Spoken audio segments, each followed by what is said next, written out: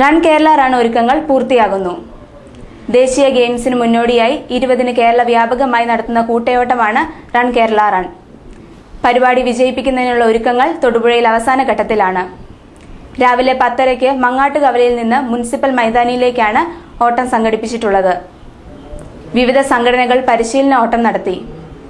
35ാമത് ദേശീയ ഗെയിംസ് കേരളത്തിന് ലഭിച്ചിരിക്കുകയാണ്. ഇന്ന് നാടും നഗരവും ഒന്നാകെ ഗെയിംസിനെ വരവേൽക്കുവാൻ തയ്യാറായി കഴിഞ്ഞിരിക്കുന്നു. അതിൻ്റെ പ്രചരണാർത്ഥം 20-ാം തീയതി കേരളത്തിൽ ഒന്നാകെ എല്ലാവരും ഓടുകയാണ്. അത് 10:30 മണിക്ക് നമ്മുടെ തൊടുപുഴയിലെ റൺ കേരള റൺ മങ്ങാട്ടുകവലയിൽ നിന്നും ആരംഭിച്ച് തൊടുപുഴ മുനിസിപ്പൽ മൈതാനിലെത്തണം.